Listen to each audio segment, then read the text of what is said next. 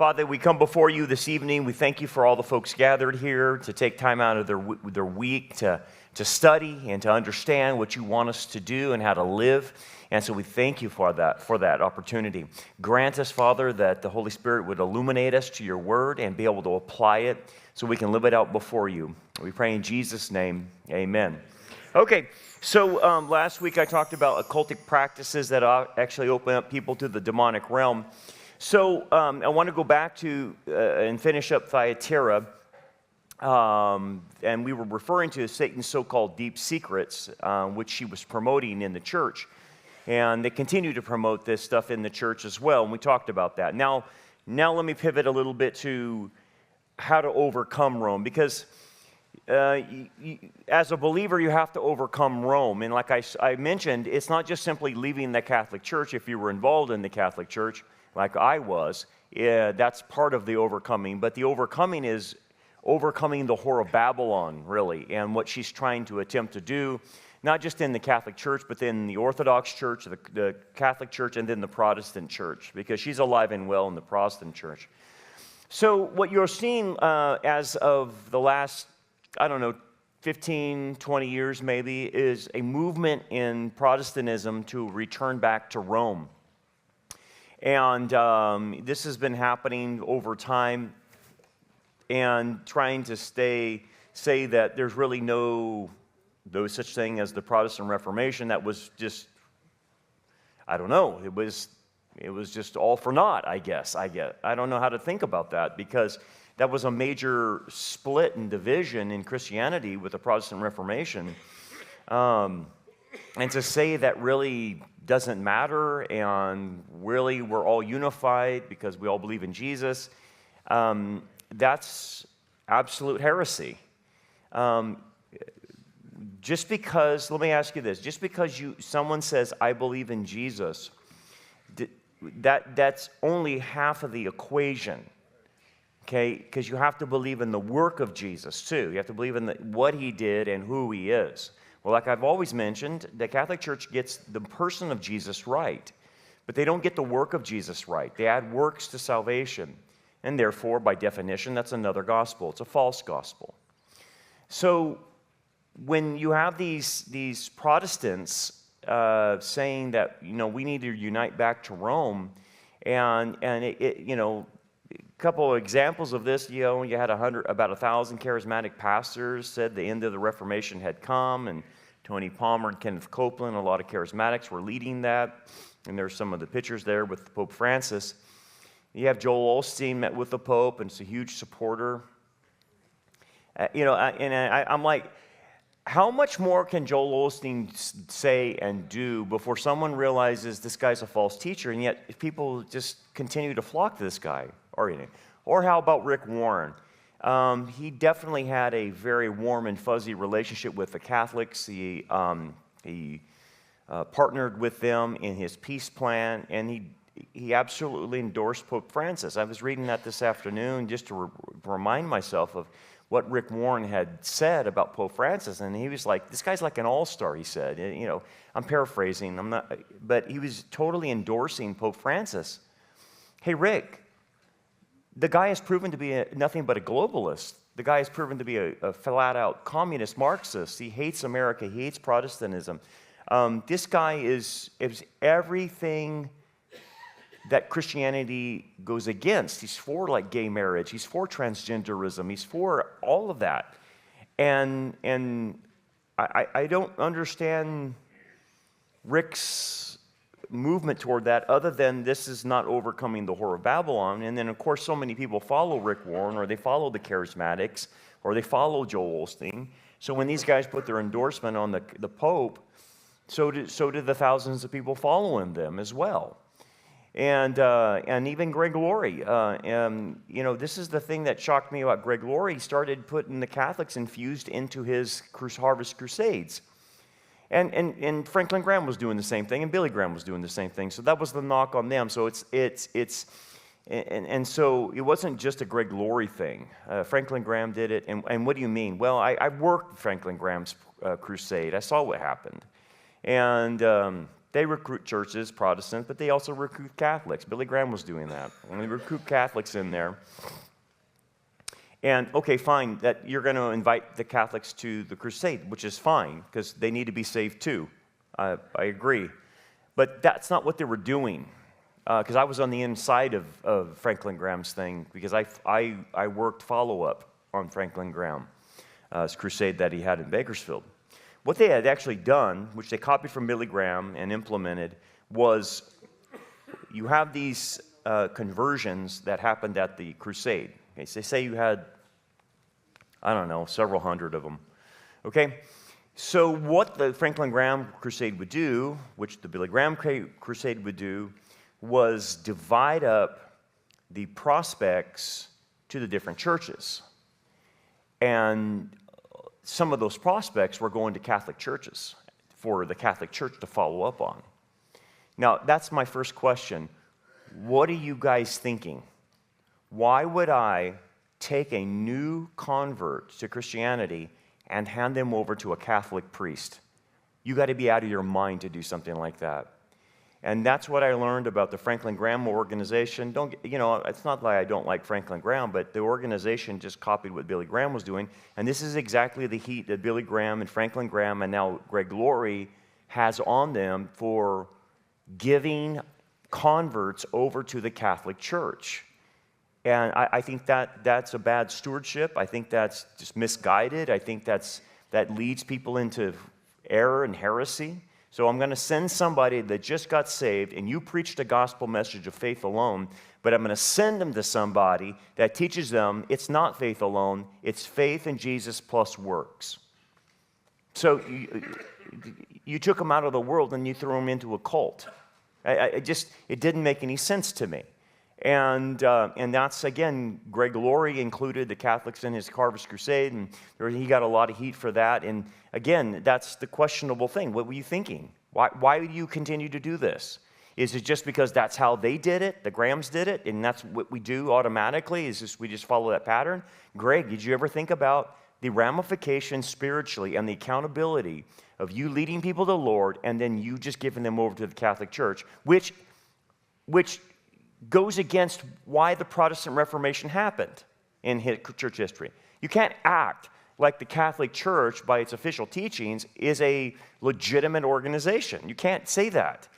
By all definitions of official Catholic doctrine, they believe in a works-based salvation. That's it. That makes them a cult. That makes them a false religion. I'm sorry.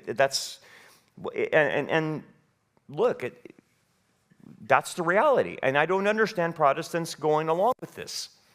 Because either you believe Jesus was sufficient on the cross or you don't. And if you don't believe he's sufficient, then that would make you gravitate to works. Okay, so there must be something in these people that think that the Catholic Church is okay. I understand the evangelism of Catholics. I totally get that. I don't understand the discipleship of the Catholics.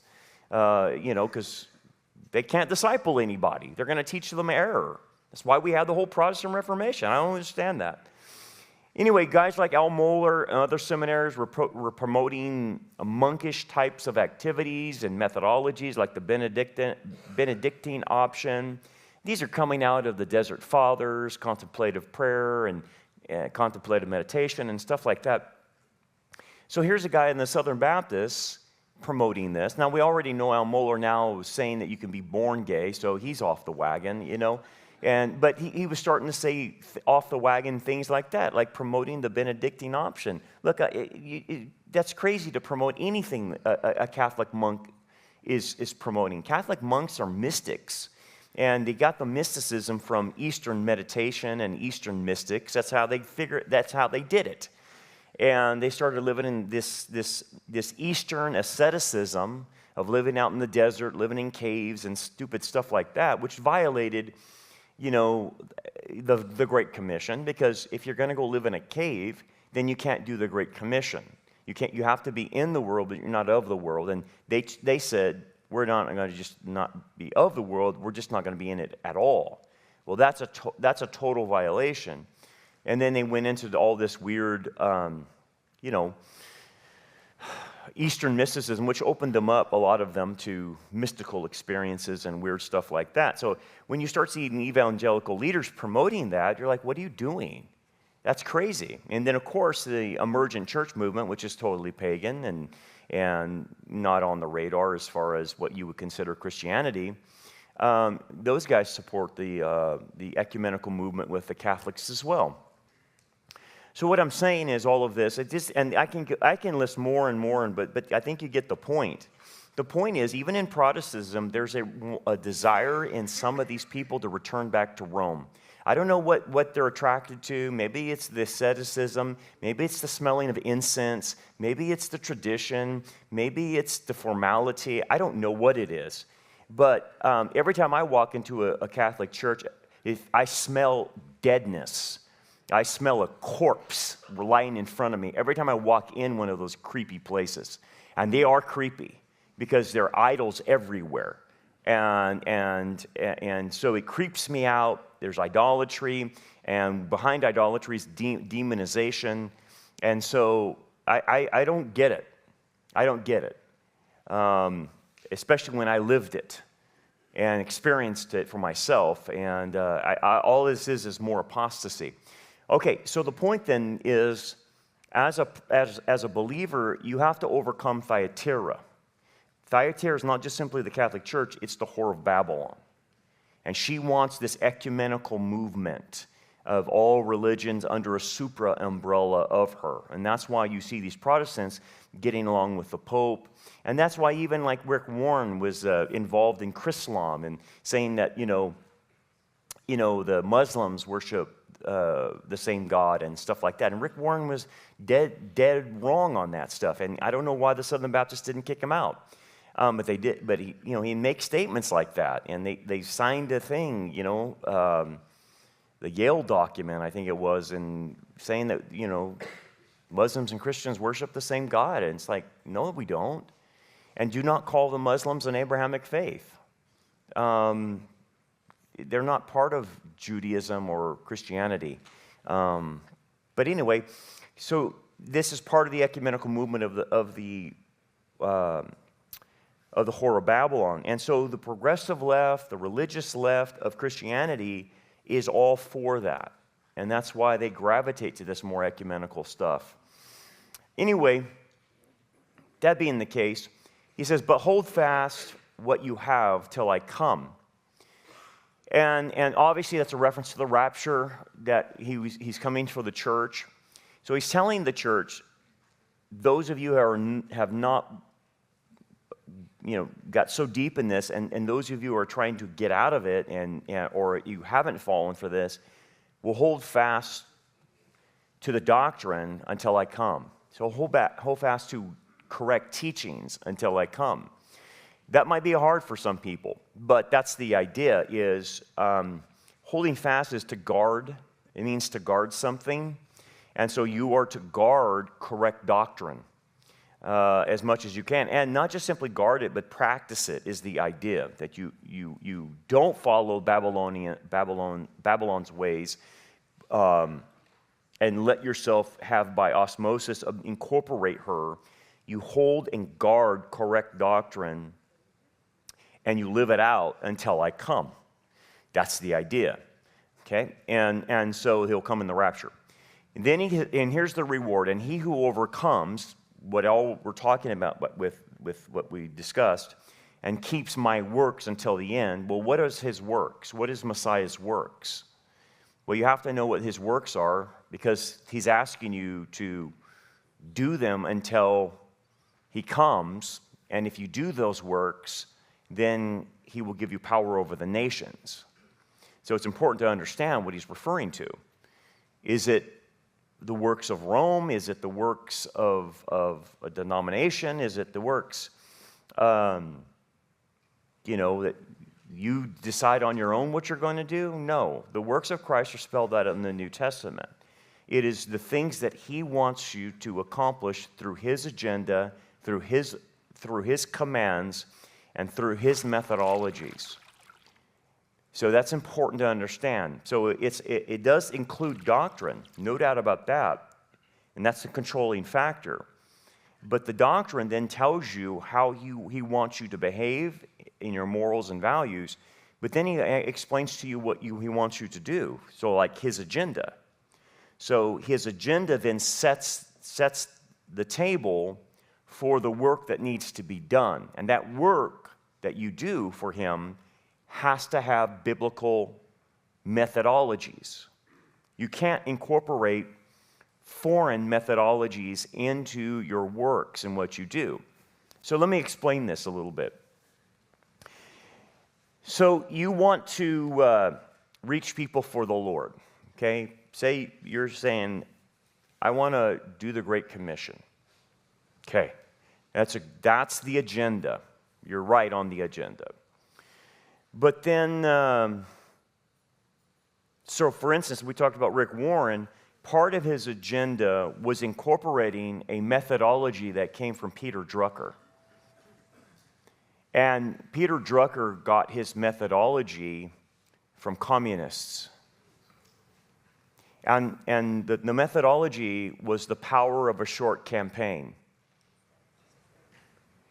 And what that meant was that Rick decided to use a methodology in his purpose-driven, church or whatever you want to call it. He started incorporating communistic methodologies. And the communists had figured out that you can't draw things out for too long. In their methodology, you have to have a short campaign. That's fast, it's quick, probably no more than a month long or 40 days. And then they move on to something else. So you rally people for a very short time, hit them pretty hard, and then out of that you'll get a hearing, and then out of that will come people that you can pull out of that hearing to be your core followers. And then that's the core you want to use in your manipulation. You're useful idiots. Okay? So this is the power of a short campaign. I'm going to draw a crowd, then I'm going to have a smaller concentric circle that I'm going to use for useful idiots to do my bidding. Well, all Peter Drucker did is use that and put that into the methodology in growing a church. And said, so what you really need to do is use the power of a short campaign. Out of that, you will draw people to listen, and then out of that, you will get a core group out of that. And you work with concentric circles. That's a communist methodology. So when you see churches, and they probably don't even realize it, churches following Rick Warren's model, and there's plenty of churches in town that actually said, yeah, we're going to do Rick Warren's stuff. We're purpose-driven. There's churches in town that actually said that from the pulpit. They're probably ignorant the fact that Rick Warren's methodology came from communists. That is not how you draw a crowd. That is not how you're supposed to do the Great Commission, by using communistic methodologies. Communist methodologies are very satanic because it's meant to fool people. It's meant to use people as useful idiots. They don't know what's really happening on the inside. They just hear something, okay? So what you started seeing Rick Warren adopt is these, we'll do 40 days of purpose in the church, and then we'll move from that to 40 days of prayer was one of them. And then we're going to move to the Daniel diet. We're going to do 40 days of the Daniel diet. And then we're going to do 40 days of whatever. And it was constantly 40 days, 40 days, 40 days. That's straight out of communism. Straight out communism in the methodologies. So these churches that say, I want to do what Rick Warren's doing, because he could gather a crowd, because people want to hear the power of a short campaign. And then they come, and then he draws a group out of that. That's not how the Bible's supposed to be taught. That means that the preacher's going to preach topical. And when the preacher is able to preach topical, he's not anchored to the scripture. He's not anchored to the context. There are times when you preach topical, and sometimes I'll do that, but I'll still exegete a passage. Topical preachers typically speak with random passages all being thrown in. And that was Rick Warren's style. He was just constantly throwing just random different passages together. And to make it all fit, he had to use a ton of different translations to get the right word that he was looking for in the translation. Because he couldn't just use one translation because he couldn't get the wording that he wanted. And so he used a multiplicity of translations to get the right words, to put the right message together, and it was like dozens and dozens of different passages all sandwiched together to make some type of point that he was making. It's completely the most topical message you could possibly get. It wasn't exegeting a passage at all, okay? So that becomes the problem. That's a wrong methodology. The methodology of Scripture, what you see Moses doing, what you see Nehemiah and Ezra doing, or any of the kings of Israel, or when they were reading the law, is they took the law and they went verse by verse by verse by verse by verse and taught. That's how they did it. Line upon line, precept upon precept, and you just go down like that within your context.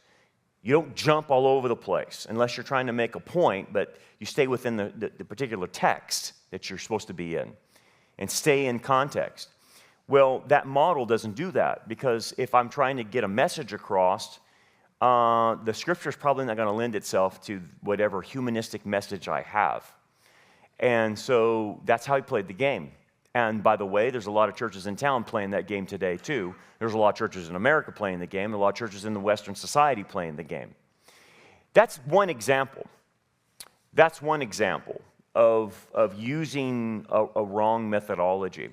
Another wrong methodology comes from the seeker-friendly movement, and probably I would say the church growth movement. But anyway, the seeker-friendly movement inverts the purpose of the church for Sunday morning, Wednesday night, or whatever. So when the church is gathered or called together, whatever day the church decides to worship on, the primary emphasis of the church is to be for the edification of the saints so they can do the work of ministry. That's clearly spelled out in Ephesians chapter 4. So that's the church's purpose. The church's purpose then for evangelism is to go and tell. So the training happens here, happens on a Wednesday night, happens on a Sunday night. So the training of believers happens here, which means that the pastor is supposed to feed the sheep, not milk, but steak, solid food, as Paul would say, or the writer of Hebrews would say solid food. And then they go out and they do the work of ministry outside. They do the Great Commission out there. It's go and tell. And I think everyone in this room kind of understands it. But what happens is subtly, a lot of people are ignorant of the purpose of the church. Sunday morning is not for evangelism. Even though at the end of my sermon I will give an evangelism a point to people who haven't come to faith, but it's not for evangelism. Neither is Wednesday night. I'm not evangelizing here. I'm actually discipling. I expect you to be discipled and go out and evangelize. But I'm not turning the church upside down and invert it to where Sunday morning and Wednesday night is simply evangelism services. That's wrong. And that's what the church growth movement and the seeker-friendly movement did. It's not the correct methodology. Can someone get saved coming to church on Sunday? Of course. Anyone that hears the truth can get saved. And I'm going to give a gospel presentation at the end, in my prayer.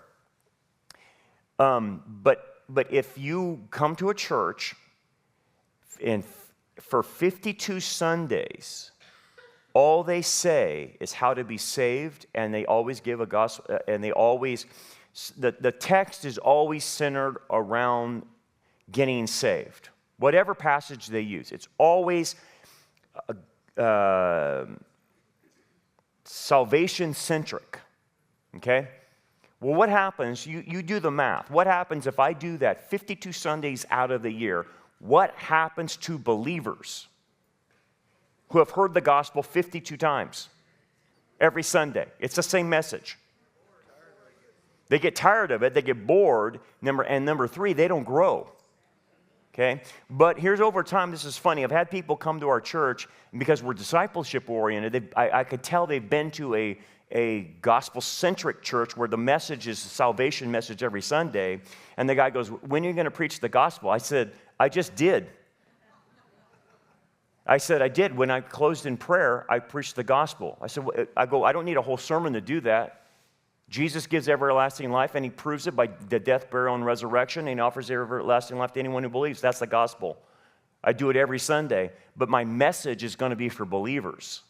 I'm not giving messages so you learn how to be saved for the 52nd time. That's ridiculous.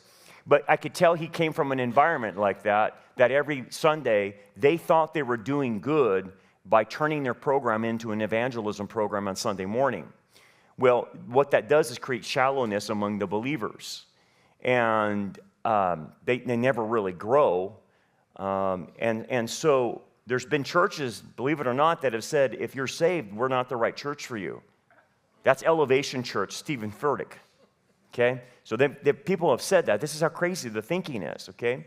But you still have churches in town that are turning their services into an evangelism crusade every Sunday morning. Okay? So you do that, okay? And the people just sit there and take it because they like the music, they like the smoke, and you know, they don't have a problem. It's just death, burial, and resurrection, death, burial, and resurrection, death, burial, and resurrection, death, burial. They don't talk politics about what's going on in the world. They don't talk prophecy or anything like that. So then what happens is you can have, I already know this, I can vouch for this. You can have people that are teachers, leftist, flat-out, radical left teachers, sitting in that pew who are for abortion, for gay marriage, for transgenderism, for grooming of kids. I mean, just as leftist as all get out, sitting there with a smile every Sunday in that church in Bakersfield. Because that's what that pastor has said he's going to do. He's going to use the Rick Warren model, and that's how people can sit there and be as radically left as you possibly can, and never once are they ever told anything convicting. They're just told the gospel every Sunday morning. Do you see the problem with that? If a radical leftist could be comfortable at Rock Harbor, then I have a problem. Then I'm not doing my job. And I know it's not that I have to harp on, hey, today we're going to preach against transgenderism. It's not that. It's that the Scripture will lend itself to making that application. The principles will lend itself to what's going on in the culture. And either the pastor is not wanting to do it, which is typically the reason, or he's too ignorant of it, one of the two. But either way, you invert the church to be an evangelistic crusade. That's the wrong methodology, because you're not discipling. When he commissioned Peter back and he restored Peter, do you remember what he said? Commissioned him 3 times. Remember, because he denied him 3 times. Do you remember that? So let me read it for you. And I wish every pastor would realize what he's saying here. So he restores Peter at the Sea of Galilee. You remember that? And he was cooking breakfast for them, and they come off the boat. Okay. Simon Bar-Jonah, do you love me more than these? And the these is the disciples, because he said he loved Jesus more than any of the disciples and would die for him. So he says this. He said to him, yes, Lord, you know I love you, and it's not agape, it's phileo. He said to him, feed my lambs. Okay, so the first rattle out of the box is feed my lambs. Lambs are young people in the faith. So the pastor has to feed them. Okay, so there's elements in a pastor's sermon that are for lambs, like everyone will get it, but then there's other aspects to it. So you can't just stay at the lamb level, right? Then he asked him, Simon Bar-Jonah, do you love me? He said, yes, Lord, you know I love you. Phileo. He said to him, tend my sheep. Tend my sheep. So now we went from a lamb to a sheep, a mature believer. And he says, tend them. So he's like, oversee them, bishop them, be their leader and guide them in the right path. Okay? Well, the only way you can guide is you have to point out to the sheep where not to go. You have to guide them from where the wolves are, or where bears are, or where anything can get them, or holes where they can get caught up, a fence they can get caught up in. So the idea of tending the sheep has to do with, you better warn them. You better give them a heads up about what's happening. Don't let them wander off, is the idea. Well, that's not being done. That's clear. And then the last one is, he says, do you love me again? He says, Lord, you know all things. You know I love you. I mean, Jesus said, feed my sheep. Feed my sheep. So you feed the lambs, give basic stuff sometimes in your sermons, tend them and guard them, the sheep, and then feed the sheep. Okay? Feeding the sheep means I'm responsible for the maturity of the sheep. So I have to move them from milk to solid food, to writer or Hebrews. That's what the pastor's supposed to do. So there will be elements even in my sermons where it will be baseline, but then you'll notice then I'll move to high fruit in my sermons. And I'll go and pick the high fruit, and that's for the sheep. So I'm sometimes going back and forth as I create my lessons. I'm going back and forth, making sure both are handled. And then the third element of guarding is involved in my sermon. Because usually I will point out, if you notice, watch out for this. This is going on. That's happening. That's me guarding. So all three elements have to be involved in the sermon. Now ask yourself this. If you go to a Rick Warren model sermon, will you hear all three elements? No. In the church growth movement and the seeker friend, you will only hear feed my lambs. But they will not do the other two. They won't feed the sheep and they won't tend the sheep. It's always feeding lambs, feeding lambs. And dude, I can tell you this, what most people are getting at the churches here in Bakersfield and across the nation is probably a second grade level of Bible study. That's how bad it is. Because I can gauge what they're saying based on the level of theology. I know where they should be. They shouldn't be there. At Rock Harbor, what I have set it at, and I can go lower, I can go higher, but where I have set it at is first-year Bible college. That's where I have set the bar at Rock Harbor. If I go to a little bit too much more, I'll lose people, and I don't want to go down. So I want to stay at first-level Bible college. That's where I'm teaching at. That's where I intentionally decided to teach. Okay? But they're making a decision, and I know they are, to stay at the second grade level. That's a problem. That's a wrong methodology. As I've pointed out, the methodology is spelled out to Peter in John chapter 21 of how you're supposed to teach and preach, and they're not doing that. So my point is, going back to this, you have Christ's agenda, but you got to make sure that you're doing the right things on the agenda. You have to do it his way. You can't do it your way. You can't do it Rick Warren's way. You can't do it Peter Drucker's way, or a communist way, or a Marxist way, or whatever way you decide to do it. I don't know. I think one of the biggest problems that churches have is how they go about raising money. Look, the way you're supposed to raise money is you tell the congregation the need and they respond. If they don't respond, then too bad. The problem is, guys don't settle for that. That's the pattern in Scripture. Tell the need and let the people respond. That's it. Okay? But you go to churches, and what ends up happening is they're twisting blood out of people's nose. They invite them to their house, they're inviting them to dinner, taking them on trips, doing all kinds of things to finagle money out of them. Okay? And that's wrong. That's wrong methodology. You shouldn't have to force somebody to give to you. That's ham-fisted. That's humanistic. Does it work? Yes, it works. But just because it's pragmatic doesn't mean it's sanctioned by God. So yeah, I know how the methodology goes because I've been a part of that stuff and I've seen it. You get the 100 most wealthiest people in the church, and you take them to dinner, and you coax them into giving you money. That's how it works. That's what they're doing, just to let you know. In my previous ministry, I was given a list of 100 people. Call these people and recruit them. Who are they? The 100 top givers of the church. That's how I know. That's how I know. Now, we don't do those kinds of things at Rock Harbor. I don't know what anyone gives intentionally, because that's kind of stuff happens.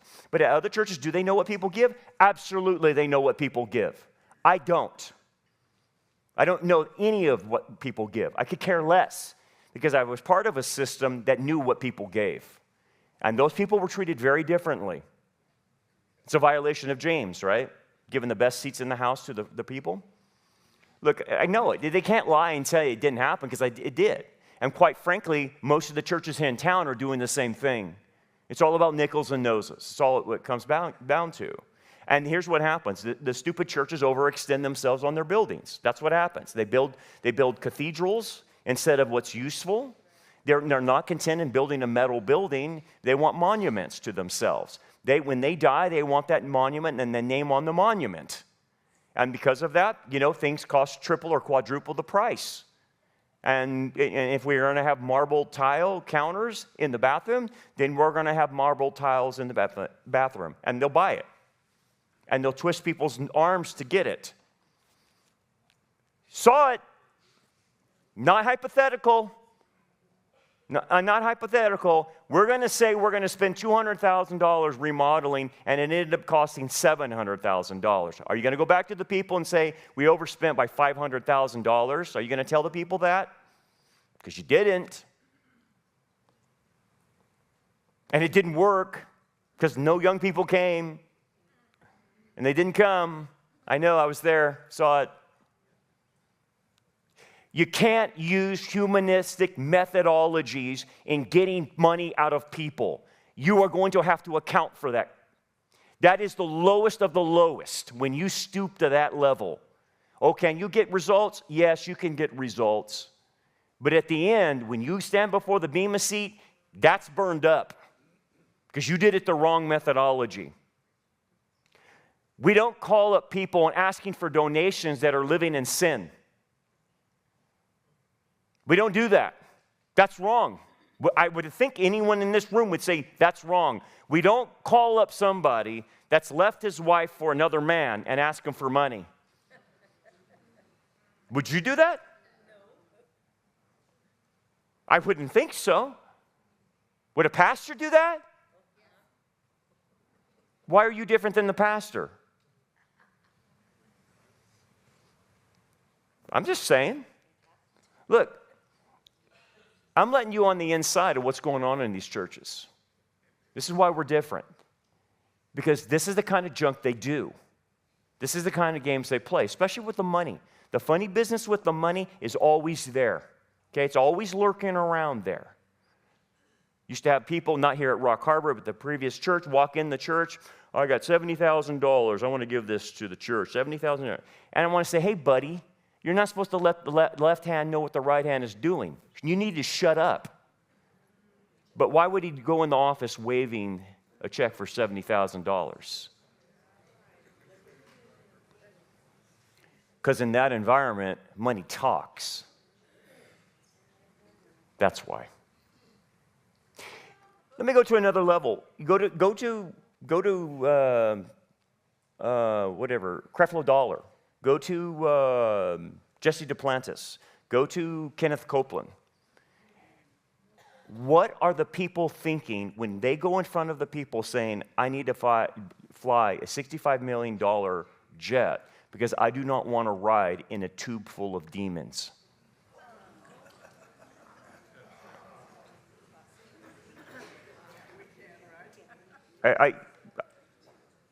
Because here's what happened. In all those situations, they bought the guy a $65 million jet to fly in, so they didn't have to fly in a tube full of demons. So it worked, by the way. It worked. I mean, Creflo Dollars had, give to whatever cause he's doing, and he says, don't you come up here and give him anything less than a $100 bill. So people flooding up there, throwing down hundreds all over the place. So when you look at this, it's more than what meets the eye. You have to have the agenda, you have to have the right methodologies to do Messiah's work correctly. Okay? That's the key right there. Until the end. And if you do it correctly, and you overcome this, because money is a real issue in Babylon, by the way. Let me ask you this. Who's the richest religion on the face of the planet? The Catholic Church. In fact, we don't even know the amount of wealth they have because they have priceless valuables in their vaults. Priceless. That you can't calculate. Okay? And so they are the richest organization on the planet, by the way.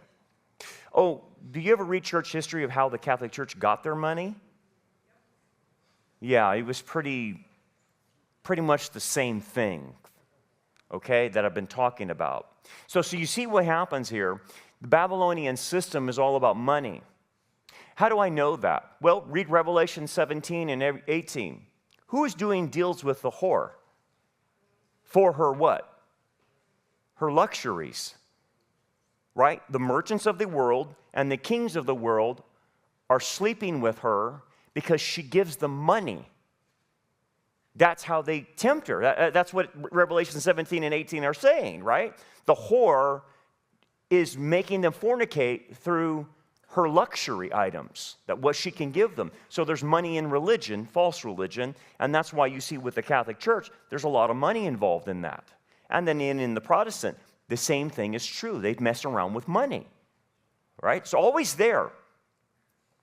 So if you overcome all of this and this Babylonian concept, these concepts that are happening, I will give them power over the nations.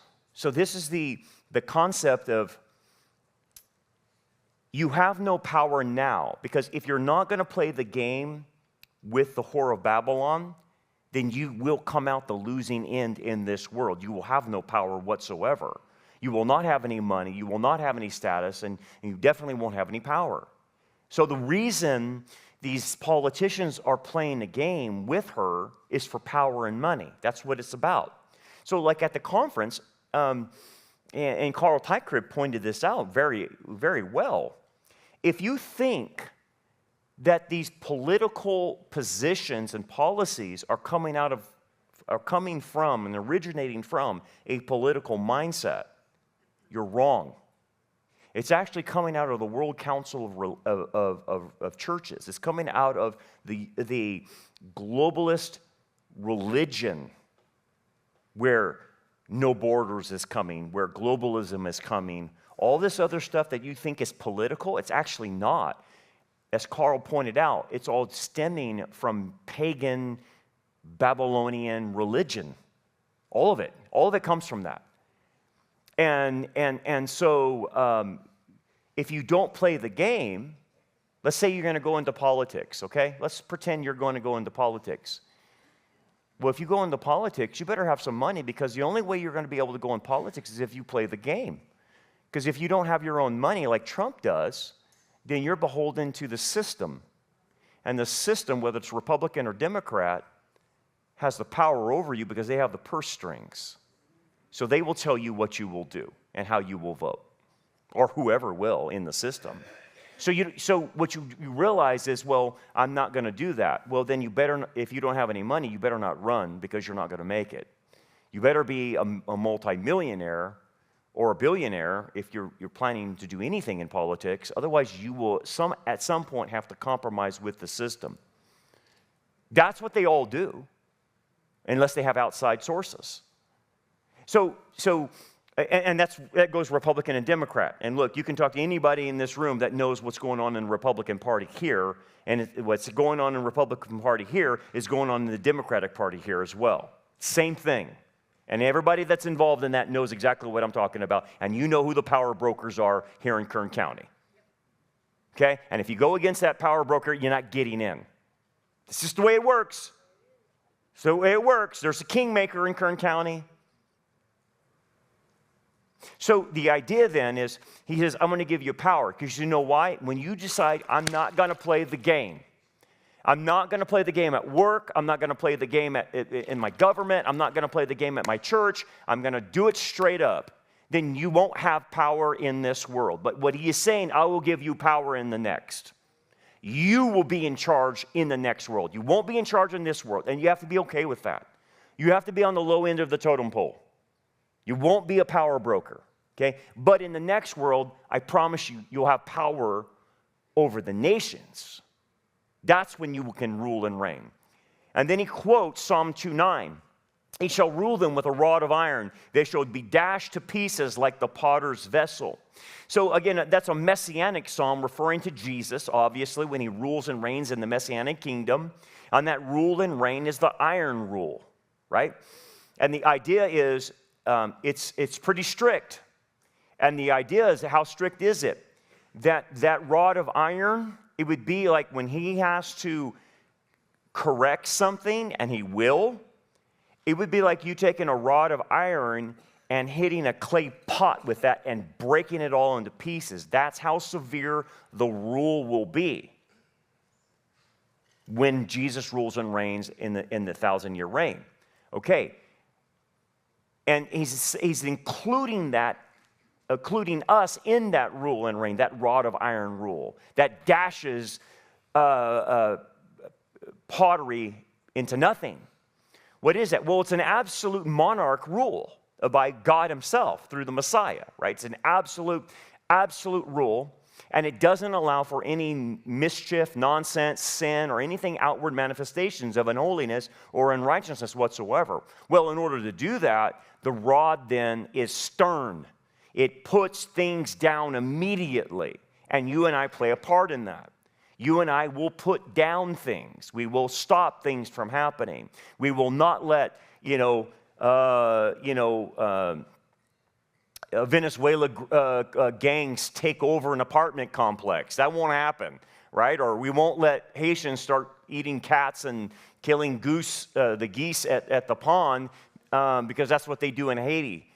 That won't happen, okay? Because you are playing a part in that. And it's a very stern rule. People are not used to that. But again, think about this.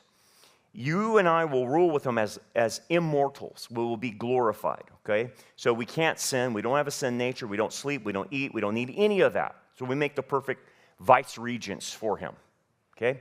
But who are we ruling then? You're ruling the mortals that come through the tribulation. Both, if you're a Gentile, you'll be over Gentiles. If you're Jewish, you'll be over Jewish people. But you'll be ruling over the mortals. But the mortals still have their sin nature. They come in saved, but they still have a sin nature. Then they have babies and children, and those children and babies grow up, and they have sin natures, and they have to be corralled. Because the rod of iron rule is working. So there's where you play your part, is you keep things in check. Now, at the end, he lets Satan loose and reveals the hearts of the individuals, and they rebel against him. But for 1,000 years, they're in check, and you're checking them. So I know. So let me scratch the itch a little bit, because a lot of people don't gravitate to something like this. They're like, well, I don't know. That doesn't sound too appealing. It does in this sense. If you have always been at the mercy of unjust rulers and having very little say in what happens to your life, whether that's a president, whether that's a governor, whether that's a mayor, whether that's a boss, whether that's whatever authority structure that you had in your life or have right now, and you're like, yeah, it stunk. I don't like it.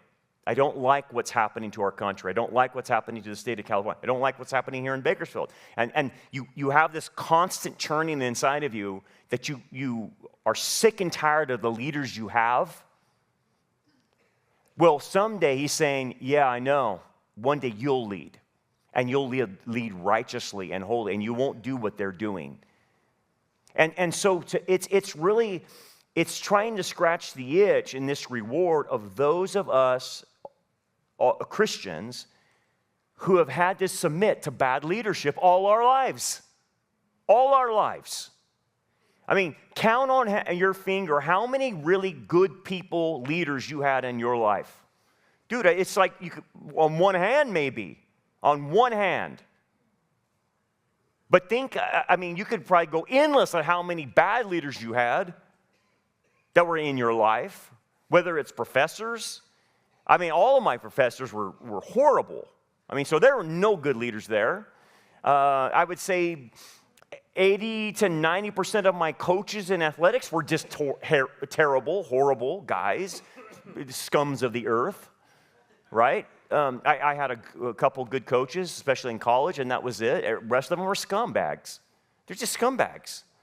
Yeah, that's what happens when you get in athletics. Most of the people that play athletics, they're just scumbags, man. The coaches and stuff, even the players are scumbags. I'm sorry, I'm just telling you, there's good guys. I'm not saying that. There are good guys, but most people in athletics are scumbags. They're not saved. What do you expect? Let me ask you this. Are most people good people in your industry? No. They're scumbags, right? Talk to anybody that's in contracting here. How many contractors do you know are scumbags? I mean, it is the fact of life. And I'm saying there's not good people, but,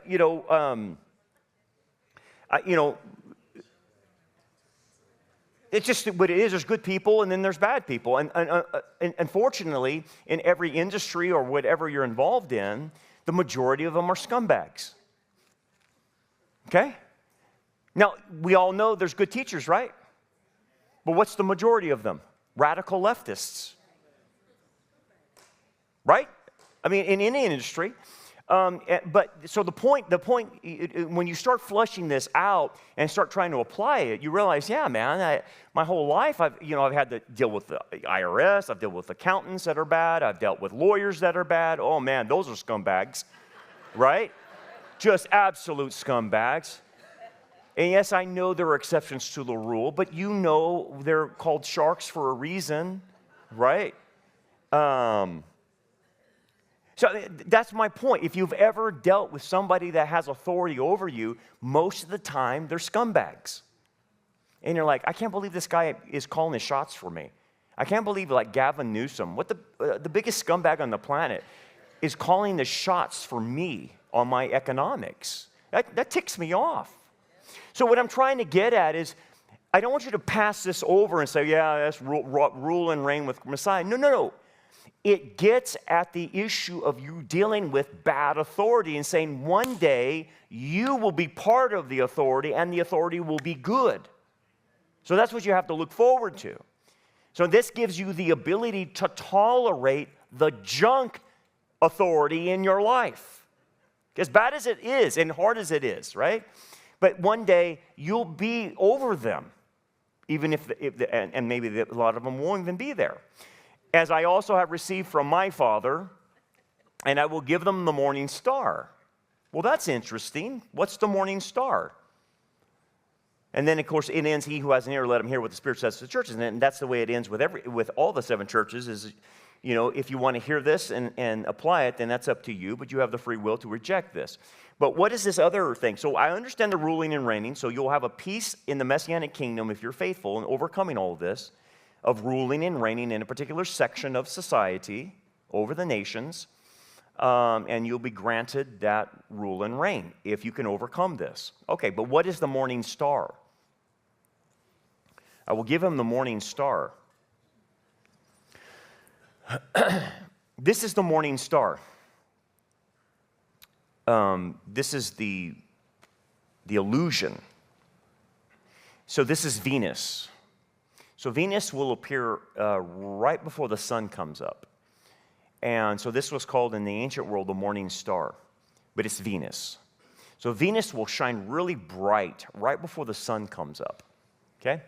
So what the biblical writers did is they took this morning star, Venus, and they attached it to the Messiah. And that became one of the nomenclatures for the Messiah, that Messiah is the morning star. Well, why? Why is Jesus called the morning star?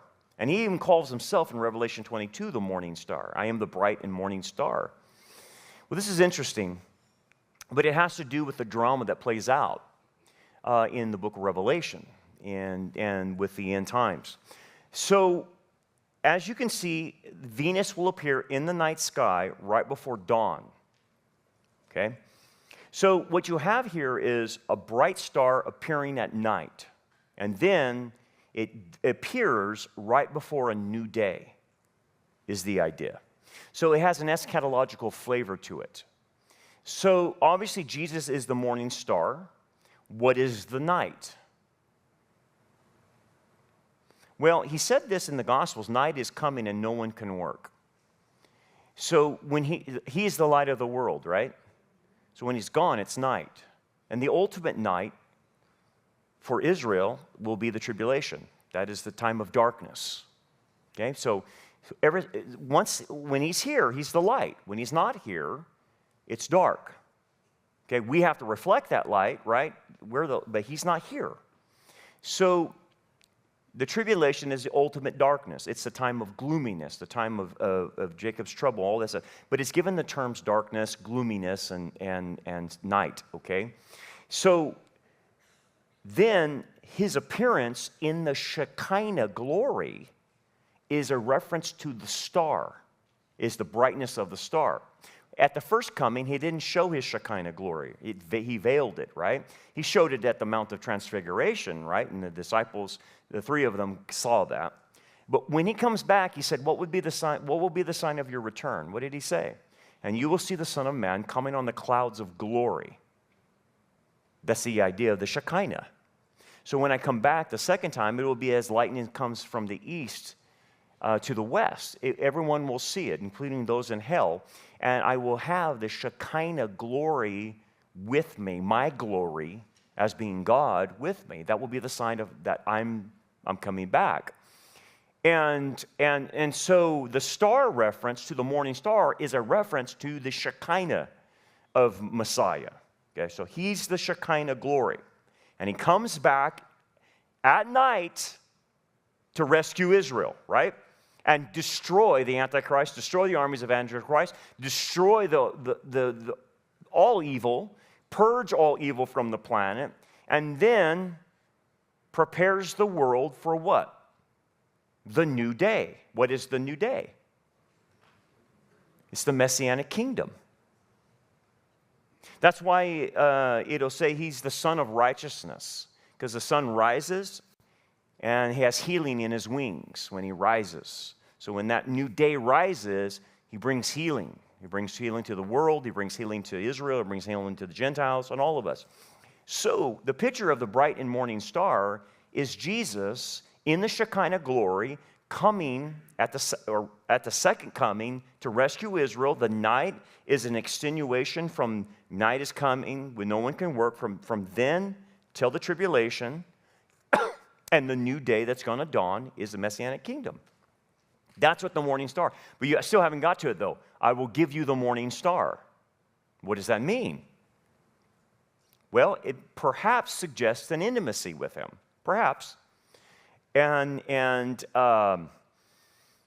again, those who rule and reign are special. They're not every Christian will rule and reign. These are the very special ones that overcame all of this. And as you can see, many Christian leaders, even in Protestant circles, were not able to overcome this. They weren't able to overcome Babylon. Babylon got into their Protestant churches. Okay? So those who will overcome this get a special intimacy with Messiah during the Messianic age and for all eternity. Which totally makes sense, because those who are closest to him do his good works, do what he wants them to do, stay on his agenda. Of course, that totally makes sense. They're the ones that are most intimate with him now. They're the ones being the most obedient to him now. So, of course, the reward would be more intimacy later. And that would mean also less intimacy for those in eternity who didn't overcome.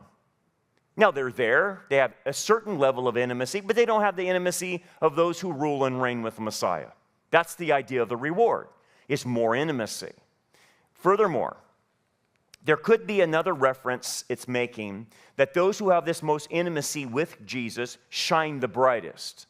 because they reflect the glory of the morning star. The morning star, obviously a reference to the Shekinah glory. Therefore, those of us who get this reward and have this intimacy will shine brighter than other believers, which the shining is a reflection of the glory of Christ. Those who are wise shall shine like the brightness of the firmament, and those who turn many to righteousness like the stars forever and ever, Daniel relates. So notice, those who are wise and those who turn many to righteousness will be able to shine brighter than everything. Jesus said this in Matthew 13:43, then righteousness will shine forth, the righteous will shine forth as the sun in the kingdom of their Father. So there's the idea of shining. Now, here's the thing. I can't fully understand this, but I do know this from what I can apprehend. I may not comprehend all this, but apparently in heaven, in the spiritual realm, in the kingdom, and eternity, okay? When you have the spiritual realm there, the collateral in the spiritual realm is a lot different than it is here. The way you know someone's position in heaven, the way you know their privilege, the way you know their responsibility, the way you know their intimacy is, number one, how close are they to the throne? And number two, how brightly do they shine? Because the brighter they shine, the more reflection of the Shekinah glory, which all creatures, including Satan, wanted. They want that light. That's God's light. And then as a reward, you're giving the reflection of that light off of you. You don't possess the light, but you reflect it off of you based on that reward. And those who shine the most and reflect the Shekinah the most are known in heaven as higher in position, higher in rank, higher in responsibility, higher in intimacy, and closer to the throne in proximity. And in that situation, that is the collateral of heaven, is those who shine the most. Now, to me and you, it doesn't make a difference if we shine here. You know, a firefly could shine, and you're like, what's the big deal?